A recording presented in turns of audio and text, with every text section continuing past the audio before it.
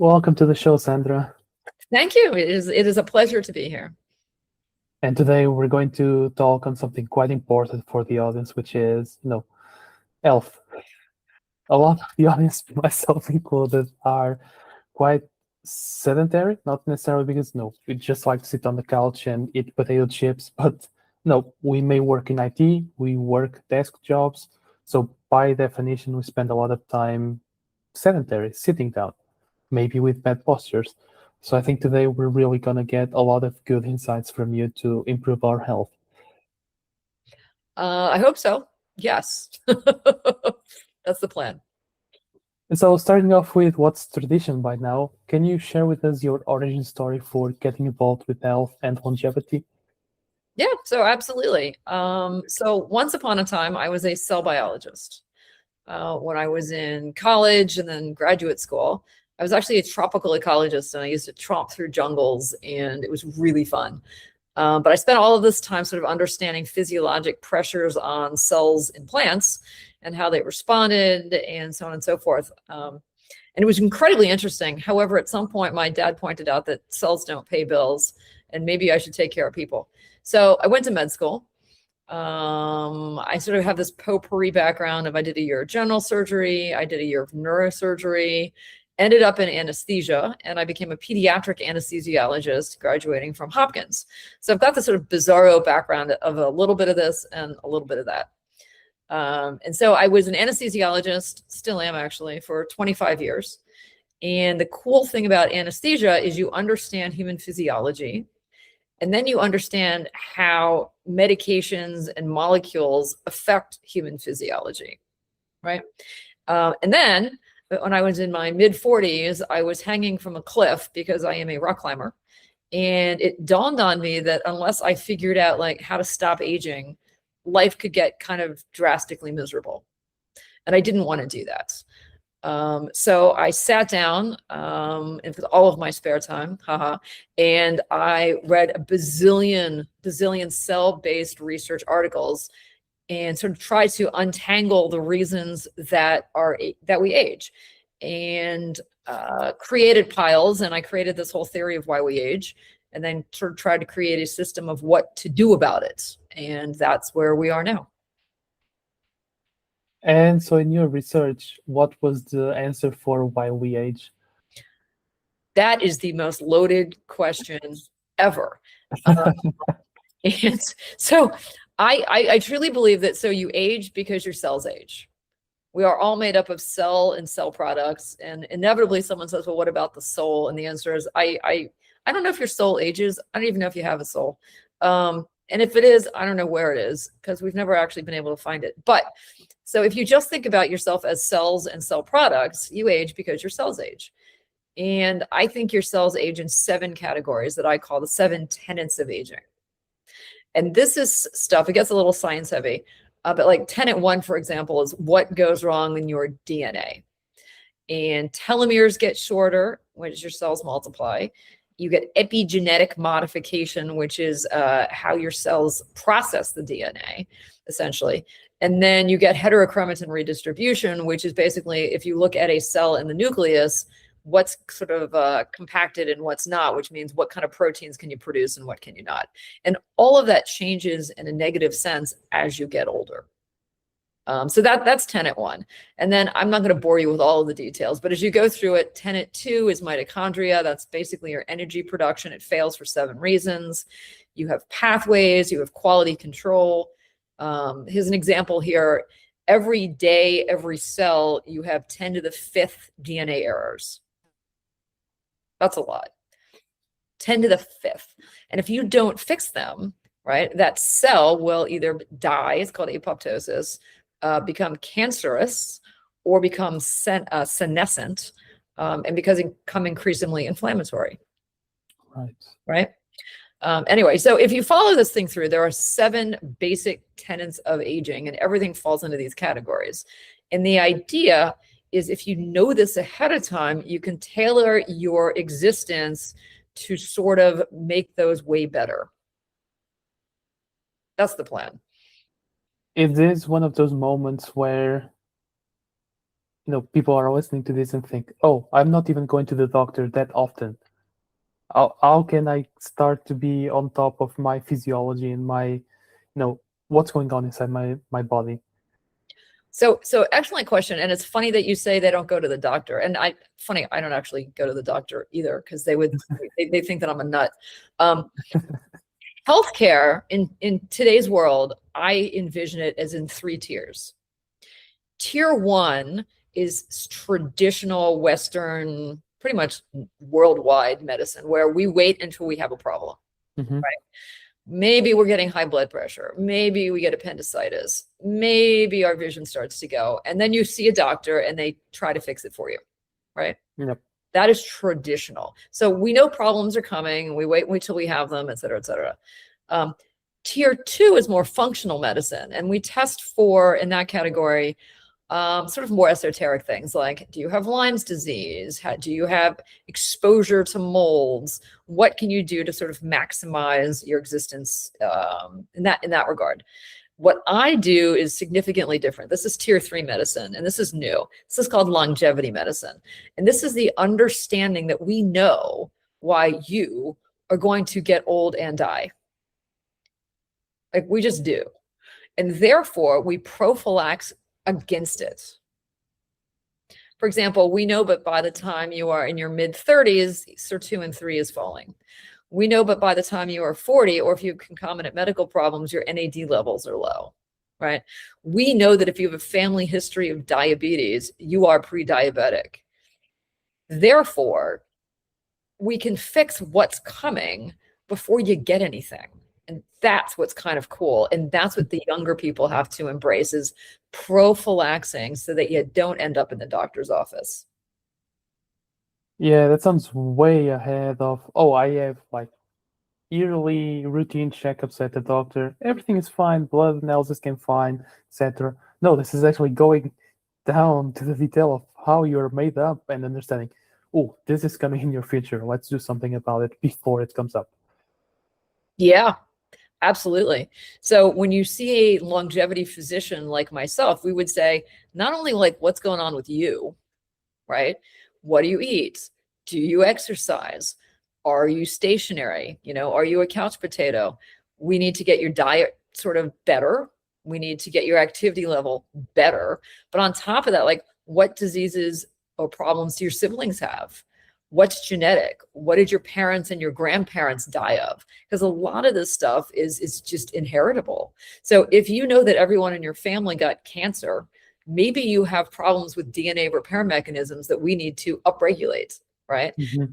Everyone has immune problems. Maybe we need to bolster your immune system so that you don't get pneumonia, So there's many things that we can do before you get it, prophylactically, to make your life better. This is really cool because, in a sense, the most generic sense, health can be a lagging indicator. Like, if you're sitting on a couch potato for months, of course you're gonna get fat. Of course you're gonna start huffing and puffing when you go up and down the stairs. It's the lagging indicator. You don't get that today. Maybe you don't get it in a couple of weeks. You get it in a couple of months for sure. But it's quite good that this longevity medicine, so this tier 3, can actually see, okay, you have all these indicators, all these genetic predispositions. Let's play out this into the future, theoretically. See, okay, you are going to hit these problems, unfortunately. Let's make an action plan to avoid them, or at least make them not as bad as they could be. Yeah, that is exactly the key to longevity medicine. Absolutely. And it starts pretty young. We say that aging actually starts 30 to 35. Your kidney function starts dropping by the time you're like 18 or 19. Really? Right? Your kidneys function starts dropping and your brain isn't even developed yet. Isn't that cool? It's a weird fluke of evolution. So Yeah. your body isn't aging everywhere at the same time. But the younger you start, the better you will be. And it's really interesting because some young people just think they're going to be immortal forever, right? Until they're 40 and then things start falling apart. But other people, like, the new thing is they want to be as proactive as possible, right?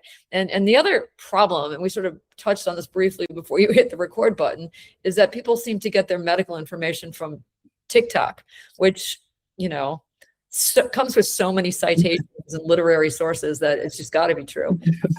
So the question is like, where do you go? Who do you believe? And how aggressively do you want to be healthy? Because there's only so many Andrew Hubermans that you can have on social media, for example. Even Brian Johnson, like, it's cool to.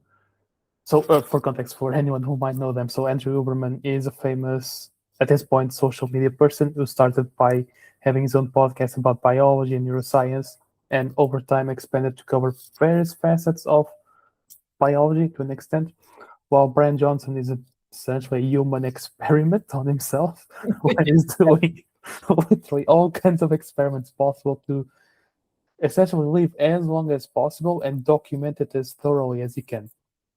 Yeah, he's also an absolute nutcase. I don't know if you've ever seen him. He looks terrible. For someone that's trying to live forever, he looks terrible. And he obsesses about really strange things. I was at a conference and for 20 minutes, he was talking about the fact that he measured his penis every morning. And I thought, I'm so glad that this longevity venture is just so fruitful for everyone in the audience. I mean, it was just absurd. But anyway, yeah, I mean, these people do bring highlights to longevity and health, but man, take it too far and you're yeah. So, because again, it's social media. How you stand out is by being on the extremes or sensationalist. So, of course, Brian Johnson stands out because, again, he can go to that extreme. But how can we even, being aware that's how human nature is developing right now and consuming information right now, how do you feel we could make things a little better for those people on social media consuming information? Oh gosh, it's just a good question, because I mean, I get bugged to be on social media all the time and I just don't have time for it, which is unfortunate. I should hire someone. I prefer to do this, right? Podcast, we can have an actual conversation so people can actually truly understand what you're trying to talk about versus a 30-second snippet. Right. And I think it's just, I like to think of learning about health. It's basically an insurance policy, right? And instead of paying, I don't know, $100 a month or whatever for medical insurance, it's more of a time investment into learning what really is important. And what's important changes as you get older, right? When you are in your 20s and early 30s, it is about prevention, about not bathing, naked in the sun for hours and burning your skin and increasing your melanoma rate and, that sort of thing, destroying your DNA and, all the horrible things that come with that. And it's not about, like this vaping business is just absolutely horrific.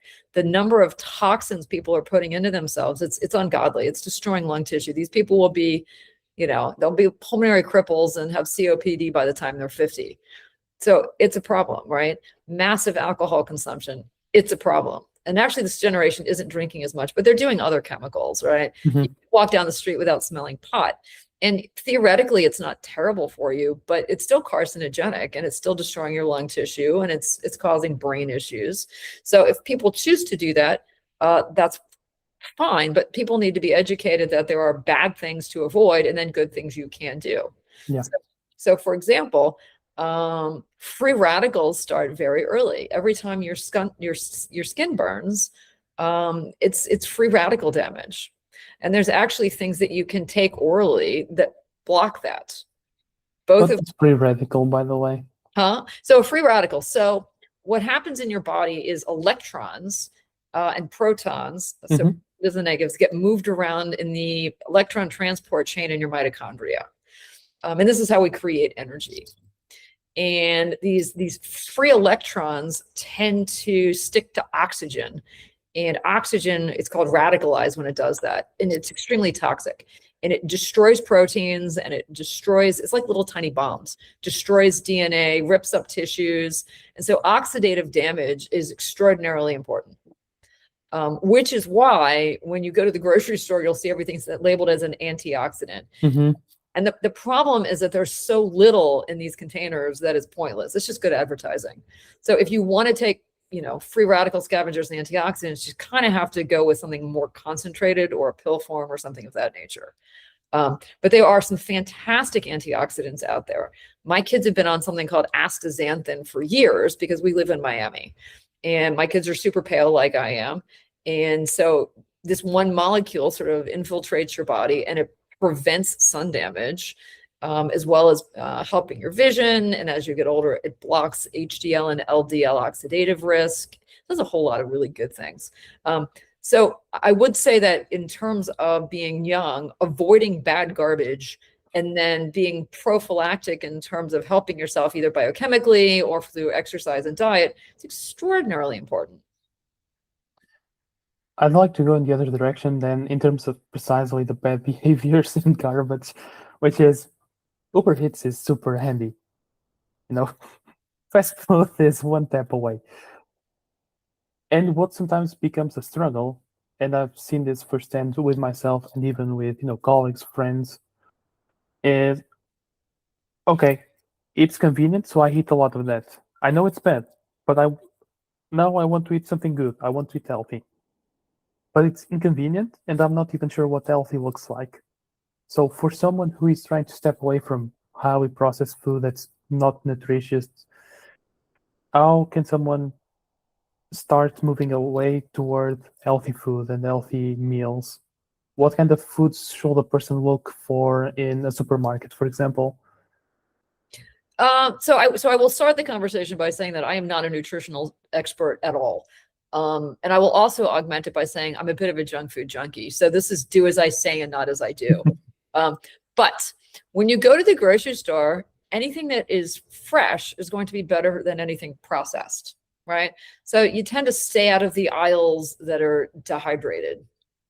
Canned tuna, for example, is not going to be as good as real tuna from the grocery store, right? Fresh things, fresh vegetables, fresh fruits, fresh meats, all of those sort of things. Anything that then you're going to take home and prepare in a reasonable fashion is going to be far better than going to a restaurant where they submerge everything in, saturated fats and butters and all of that sort of thing.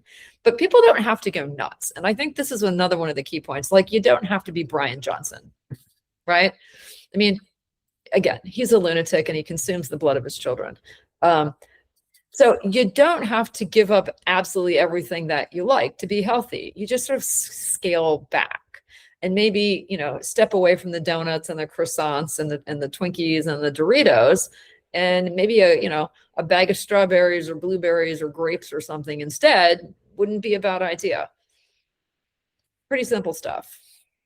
Yeah, one replacement at a time. Yeah. I mean, and snacking is wonderful as long as you're not sitting next to a bag of Oreo cookies, Moderation. What was the thing, like in all your research and working with patients, what was the thing that you've seen be the most destructive for that longevity? What kind of behavior or, even something that the person was born with that has become the most destructive? Mindset. Yeah, mindset. Because I have people in my office that are in their 30s and they're like, oh, everyone's died in their 50s in their family, and they're just going to live it up and die. Like, they just don't see the future, right? I have 80-year-olds who are like, oh my gosh. So I have to tell you, I have this couple, and they're like the best people I've ever met. And they're from Toronto. And 4 times a year, they fly to Miami, they come to my office, I give them exosomes, and we go over their longevity protocol. And they must be in their almost 80, like late 70s. And they are serious, crazy people. They party hard. They go on these quackadoodle cruises. I'm always yelling at them to wear sunscreen, but they fly down, they see me, I take care of them. And then they they party it up for a week in the Bahamas or whatever. And then they go back to Toronto, and they do this all the time. And they are like the happiest, most active people I have ever met. So it's mindset. They are thrilled to be alive, and they just do everything that they want to do. versus people that don't have that mindset. So I really think that it's crucial that people go, yeah, I am going to be 100, 120. I do need to invest in myself because you only get one thing, right? You get one heart, you get one brain. Hmm. So you get a couple kidneys. But like you don't get that many doubles and then you don't get a whole lot of do-overs. So it's mindset and appreciation of investing in your own future. Does that, to an extent, become a sort of placebo effect? Because you have so many things to look forward to, your body's forced to generate the energy for it. You know what? It may be. They say that placebo is like 30% success rate, right? You have to beat 30% to beat placebo. So, if it works, it's fantastic. And I will tell you, I don't know if I've been to a lot of conferences, and if you go to some boring conferences, these people look old and droopy and they're wearing boring suits, and you're just like, oh my God, right? But if you go to a longevity conference, the mindset is so different. These people they're living it up. They are big, they are large. They're like, these people in their 60s and their 70s, and they're not retiring. They're changing careers. They're traveling the globe. They're like, what's next on my list? So it's amazing what the mindset will do. It's really cool. Yeah, think of connecting the dots now. Not even just the placebo, it's the if you're already in motion, you're more probable to stay in motion. If you go, for example, to retirement, you naturally have that tendency to die out. You don't have a regular schedule. You don't have things that, force you to get out of bed to go do what you need to do. You just die out inside or inside in the head, and then everything else follows. Yeah, it's interesting. I was speaking with a gentleman yesterday who was 55 and he had just moved into like one of these, villages for older people. And I'm like, oh my God, that's a death sentence. And he was saying, right, that there's a huge dichotomy between like people his age that go and play bingo and make pottery versus the folks that are like at the gym every morning. Right. And you see the difference. And he was just kind of annoyed now that he has moved into this place, which I don't blame him because I would shoot myself in the head. But it's mindset, it's activity. And you're right. Objects in motion stay in motion. The key, however, is you have to start in motion. So, the young people sitting around being blobs and couch potatoes, man, it's scary because if you never move, you never will. Yeah. Takes a lot of strength of will to get out of the couch then. Yeah, but you have to. Because if you don't do it when you're in your 20s and 30s, you never will. Out of curiosity, do you get any patients that, are in that couch potato state but want to, Yeah, get out of it? absolutely. How do you walk them through that process? So it's a combination of things. The question is why are they sitting on the couch, right? Is it because they're overweight? Is it because they don't really want to? Is it mindset? Is it some sort of medical problem? So we address the baseline. So what is going on? Why are they not moving? And then you don't say, okay, you're going to run a marathon next week, right? You start with slow things, absolutely slow. You start with cardiovascular exercise. Maybe it's something simple like going for a walk, right? Then maybe in a month or two, then it's like run a minute, walk for 5 minutes, move, a little movement. Or if people like to swim or a dance class or whatever it is, but getting them up off the couch and out the door, doing something that they enjoy is huge. And it's personality dependent. Some people want to go do things by themselves. Some people want group activities. It's tough. I'm a rock climber, and it was amazing. I was out at the gym a few weeks ago, and these very obese two people were there, my heart was breaking for him because that's a lot of weight to lift off the ground. But, kudos for being there, and kudos for trying, man, because, lifting 300 pounds off the ground with it, they're going to get very muscular very quickly. So I was very impressed. Yeah, that strength of will does wonders. Do you actually, again, out of curiosity, into those plans of, okay, let's get back on track and then work on improving things, Do you consciously think about the dopamine systems? I don't. I don't, because it's not really related to aging, right? I mean, I Mm. know everyone's obsessed with like immediate dopamine, like people stare at their phones and while they scroll and immediate gratification and all of that sort of thing. That in my world, I mean, it's true, right? And it's brain development, but it's not really aging per se, right? On Right. the other hand, if that is why someone is sitting on the couch instead of moving, then you have to change the way their brain processes, Mm. right? I mean, so my favorite thing is I went for a walk yesterday because it was really nice out, right? And the birds are chirping and whatever. And I make a point of like, I have my phone, but it's in my pocket. I want to hear the birds. I want to look around, right? And there was a, you know, some 20 some year olds walking, but like they had their phones in front of them. And I thought, I think you're missing the point. Like, you need to separate from that and sort of understand that, you know, brain input comes from many things. And that is just a terrible brain waste, terrible brain waste. Yeah, the dependency you create of, oh, a moment of distraction. Let me pull out my phone. It's just a terrible trigger to instill in your brain. And I think the other thing that happens, because I come from the generation, we didn't have phones for a while. I mean, now we do, and we all stare at them. But in the old days, when you didn't have something to pull out of your pocket, it forced you to interact with your environment more. Yeah, And you noticed things. And I think that people were more perceptive of the environment around them. And now people just aren't. Although I believe that there is sort of this wave of nostalgia for vintage, because I called my daughter, who's 22, the other day, and she purchased a phone that had a cord, right? And it was really funny because she had her cell phone hooked up so that I could see her on the phone with me with the phone. And I thought, kind of crazy, but kind of cool at the same time, right? Like modern vintage. I yeah, the was world school, I think. Yeah, it was really funny, and it was like an old fashioned looking phone. I, I actually it was really funny. I kept going, "You're on the phone. I'll talk to you later." She's like, "Mom, I'm talking to you." It was very fun. It was very strange. Anyway, I was, like, as a sort of benchmark, let's say,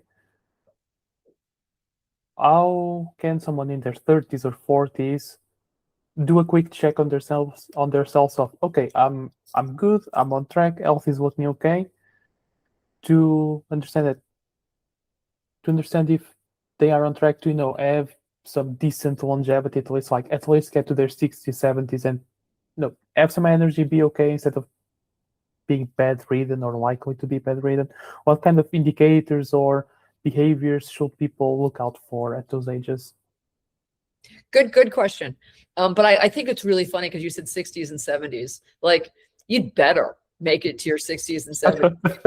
In hell, I'm almost 60. And I plan on being 120. So I think you're shooting a little low with that number. Yeah, very conservative. Very conservative. So what people want to do is look at their bodies, number one, right? And looking at a BMI isn't fair because people that are very muscular tend to have elevated BMIs, right? So you really want to look at your body and say, okay, well, how much fat do I have versus muscle? And if you're old or if you have money and you want to scan, that's great. But honestly, you can just look in the mirror and tell. Am I flabby? Am I reasonable? Am I not? The fatter you are, the harder it's going to be, because fat releases cytokinins that are inflammatory and it precipitates disease.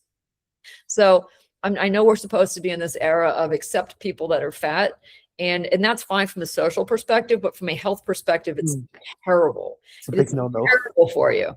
It's hard on your heart. It's hard on everything. I mean, that is a serious problem. So number one is definitely get your body to the point that, I mean, you don't have to be like this, like slim, 0% fat bodybuilder for any means, because even that's hard. Being a huge muscular bodybuilder is actually hard on your heart because you've got to get blood to all of that muscle. So having a reasonable shape is the place to start. And then the question is, how do you get that? Look at your diet. Are you eating pizza from Papa John's at 11 o'clock every night? Well, maybe that's not a great idea, right? And people can get away with that in their 20s, but it catches up with you incredibly quickly. So check the diet. How many times am I eating like decent foods every week, or, whatever it is? Am I addicted to coffee? Am I addicted to my little vapey thing? Blah, blah, blah, blah, blah. So getting your life in order is key, right? And then you need to make sure you get some cardiovascular exercise. You've got to be able to at least do several sets of stairs without problem. It is absurd that people can't run down the street anymore. So cardiovascular exercise is huge. As people get older, I tell them that they have to deal with their muscles as well, because the last thing you want to do is to be, 70s and 80s and be incredibly frail and have sarcopenia, meaning like no muscle mass. And we also then worry about bone density. But when you're younger, bone and muscle is okay. You just want to not be fat, and you need cardiovascular stuff, right? The other thing you can do is look around at your peers, right? And watching people on TikTok isn't fair, because they're self-selected out to be perfect. Yeah. And maybe if all of your friends sit around on the couch, that's not a good idea either. But if you look at random humans that are roughly your age and you think, I'm doing pretty well, that's fine. If you're looking at them going, wow, I've got some work to do on myself, then maybe you should, right? And there should be no self-shaming or self-whatever. It's all about self-preservation. It's just investment in yourself. Yeah, I quite like that you brought up the topic of peers, because it's exactly what you're saying. We're glued to the phone, to the computer, etc. We're looking at people self-selected. We're looking at people that, the social media themselves will push out those people because they get attention, they get eyeballs. So you will start to inherit this idea of, oh, I need to look exactly like that, super low body fat, jacked. That's what I need to look like. But actually, it's like I said, look at peers or a random selection of potential peers to see where you actually should be at. Yeah, because and it's so frustrating. Modern culture, we women are supposed to look like Barbie dolls or whatever it is, and it's physiologically impossible. There are, of course, unbelievably attractive people out there, and there are people out there with zero body fat and this and that and the other, but that's just not truly. That's actually not health either. Like you need to be healthy. So a modicum of fat, muscle, bone, exercise, eating reasonably well. And once you've sort of established all of that, then the question is, what else can I do? Right. And then you sort of jump into the world of supplements. And God knows all the strange things are advertised again on social media and TikTok, and a lot of them are absolute garbage, but there are a lot that are incredibly good. But the question is what is good depends on who you are, what you're trying to obtain, what your family history is, and that sort of thing. So that sort of becomes a more personal journey. You really need someone to help you walk that walk. Yeah, I think you sort of do. So for example, if everyone in your family has high blood pressure, that's one thing, right?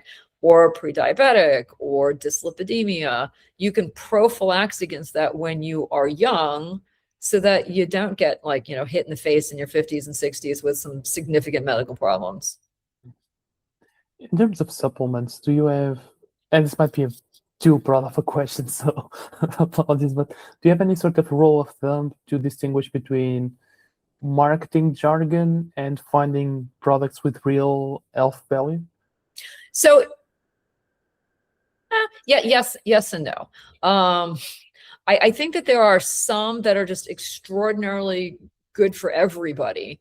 For example, green tea, right? The chemical in green tea that's really good for you is something called EGCG. It's an epigenetic modifier. It's just extraordinarily positive. If you take it in large quantities, it helps you lose weight. So there was a green tea diet at one point. Everyone was drinking far too much green tea and peeing out the wasabi.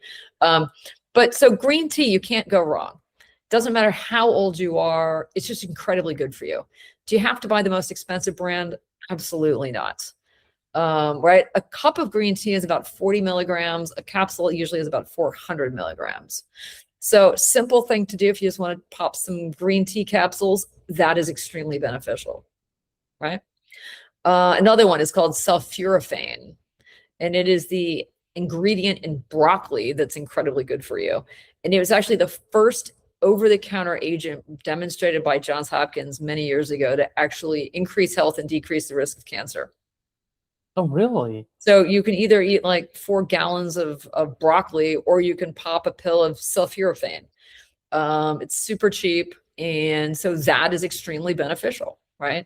Astaxanthin that I mentioned, extremely beneficial unless you have gout.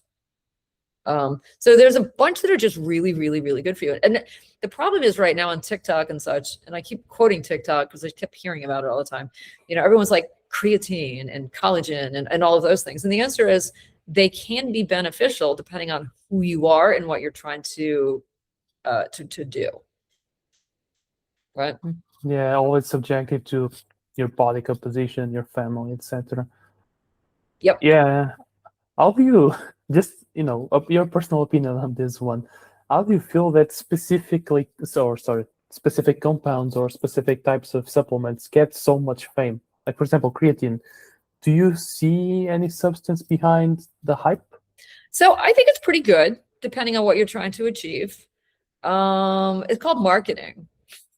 That's all it is, marketing. I mean, I honestly think if anyone should be on anything, it's astaxanthin. And yet no one has ever bothered to dump money into marketing. Like no one even knows what it is, but I think it's the world's best supplement. I mean, it's just absolutely phenomenal. And I don't own any of the companies, so I don't actually care. And maybe if they marketed it too much, it would be like, far more expensive. But it's absolutely marketing. Someone decides that they're going to push product X, and it just goes hog wild. And they get some celebrity, someone to endorse it. And then because Joe Schmo in Hollywood's taking it, then everyone needs to take it. And then it's just absolutely blooming absurd. It's one of those out of our hands and in the hands of whoever wants to make that money that day. Yeah, no, it's absolutely true. So which led me to do, so I have this thing called the rating system. And I wanted people to be able to make educated decisions about what to take for themselves based on cellular mechanisms. So on my website, there's probably 55, 60 over-the-counters, and then there's 12 pharmaceuticals that are rated. And they tell you how efficacious they are in each of the 7 tenets of aging. So you'll see, Agent X with like a 7-digit rating number. And the idea is in every tenet, there's a 0 to 3 number. And this gets a little bit complicated, but so if you took an Agent X and you looked at DNA, which is tenet 1, if it did absolutely nothing, it gets a 0. If there's evidence in cultures, test tubes, etc., it gets a 1. If there's evidence in non-human mammals like dogs, monkeys, rodents, it gets a 2. And if there's true evidence in humans, it gets a 3. Right? So if you follow that out, so you'll see something that'll be like 3, 2, 1, 0, 3, 1, 4, whatever. Point being is that when you go to see a supplement and you want to know what it really does, this numbering system will tell you. So people can make an educated decision versus just buying something from hearsay. That's the point of it. That's fantastic to have, something that's easy to consume, because ultimately you're just getting a number and a convenient list of supplements or substances to consume. At the same time, it's science-backed. It is absolutely science-backed, and I spend an inordinate amount of time like doing all of the research for this so that other people don't have to. Yeah, it's quite good. And actually, something that we seem to go out of the conversation. So we talked about TikTok and social media. How do you feel about people who self-diagnose and self-medicate through LLMs like ChatGPT? That's it's a good question. I'm not a huge fan of AI. I grew up in the era of Skynet and the Terminator and war games. So honestly, it scares me to pieces. That being said, in general, it appears that it can be somewhat accurate. somewhat, not entirely. So when people decide to self-diagnose, I don't know what the percentage of appropriateness or correctness would be. I really have no idea. And it probably depends on the type of AI that someone's using. Mm-hmm. Physicians generally, I think, are kind of smarter. But, who's to say? The issue is going to be, so for example, excuse me, if you have a headache, simple example. Mm-hmm. If you have a headache and you can't seem to get rid of it, you're under a bunch of stress, and you just Google like, God, I have a headache, right? So 99% of the time, 99.99, whatever, you're going to have a migraine, right? Stress induced or caffeine withdrawal, or you drank too much and you're hung up, something, you've got a headache, right? But there's a very small percentage, you could have a brain tumor. And the question is, because it happens, people do have brain tumors, right? Unfortunately. At what point does AI say, you should go get a CT or an MRI versus you'll be fine, you probably have a migraine. Just look it over. Right? And is it worth banking your life on a computer program to save a few bucks? And that's up to everyone's individual decision. And granted, like, there are other diagnoses between I have a migraine and I have a brain tumor. There's all sorts of reasons to have a headache. It could be like, some sort of seizure, some sort of temporal arteritis, blah, blah, blah, blah, blah. But in terms of true diagnosis, I would definitely, you can start there, but I wouldn't finish there.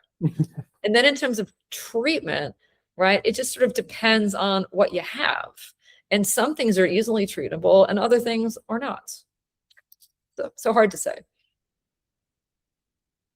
And, as a closer question, then people finish listening to this podcast, what's next best action they can take for their health and their longevity?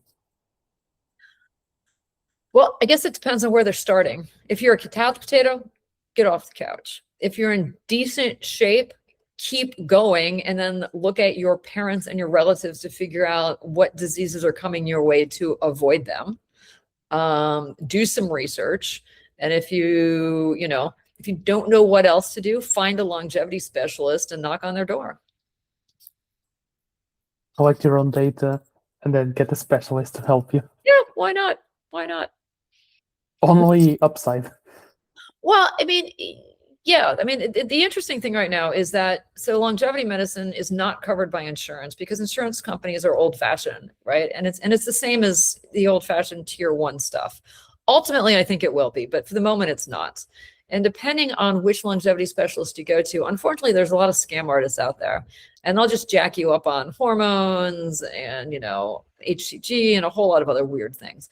But if you truly ask a real longevity specialist, they can help you figure out what is right for you at your point in life, your age, your medical background. Anything people can look out for to distinguish grifters from real longevity doctors? Well, if the first thing they want to do is inject you with testosterone, walk away. Walk away.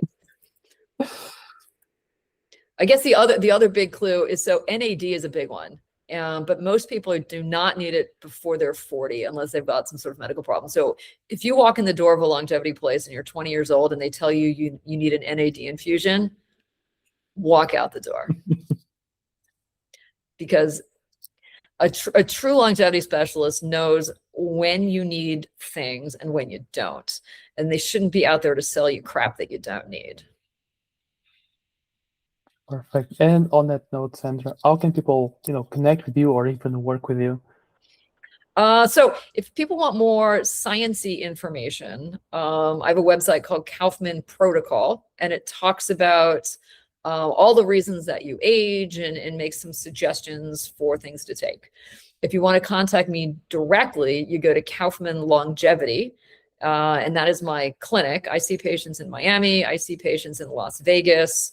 And I run something called Club Exosome in Las Vegas, where we give people exosomes to promote health and help with healing and that sort of thing. And I also do online consults, but that's through the Kaufmann Longevity website. Awesome. Thank you very much, Sandra. I think this was a great episode to become better at taking care of our health, both in the present and in the future as well. Well, I hope so. I hope someone learned something and I got someone off the couch.